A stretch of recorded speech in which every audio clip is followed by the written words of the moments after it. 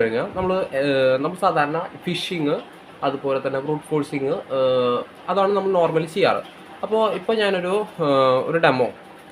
Demo സൈറ്റാണിത്. ഇവിടെ എഴുതിയിട്ടുണ്ട് demo site only എന്ന് പറഞ്ഞിട്ട്. അപ്പോൾ അതൊരു ലോഗിൻ പേജാണ്. നമ്മൾ സാധാരണ ഫിഷിംഗ് എന്ന് പറഞ്ഞു കഴിഞ്ഞാൽ നമുക്കൊരു നമ്മളൊരു ലിങ്ക് അയച്ചിട്ട് എന്ത് ചെയ്യും, ആ ലിങ്കിൽ അവർ ലോഗിൻ ചെയ്ത് കഴിഞ്ഞാലാണ് നമുക്ക് അതിൻ്റെ പാസ്വേഡും യൂസർ നെയിമും കിട്ടുക. ആൻഡ് ബ്രൂട്ട് ഫോഴ്സിംഗ് എന്ന് പറഞ്ഞു കഴിഞ്ഞാൽ നമ്മൾ നോർമലി ഒരു യൂസർ നെയിം നമുക്കറിയാം. അപ്പോൾ നമ്മൾ സാധാരണ നെറ്റിലൊക്കെ നോക്കുമ്പോൾ യൂസർ നെയിം കിട്ടും, അല്ലെങ്കിൽ ഇപ്പോൾ അവരുടെ യൂസർ നെയിം നമുക്ക് അറിഞ്ഞിട്ടായിരിക്കും നമ്മൾ ബ്രൂട്ട് ഫോഴ്സ് ചെയ്യാൻ നോക്കുക.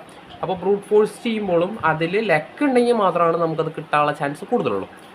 100% നമുക്ക് ഗ്യാരണ്ടി പറയാൻ പറ്റില്ല ബ്രൂട്ട് ഫോഴ്സിങ്ങിൻ്റെ കേസിൽ.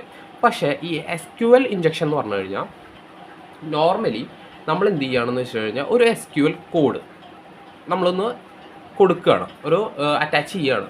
അപ്പോൾ നമുക്ക് എന്ത് ചെയ്യും, ഈ SQLനെ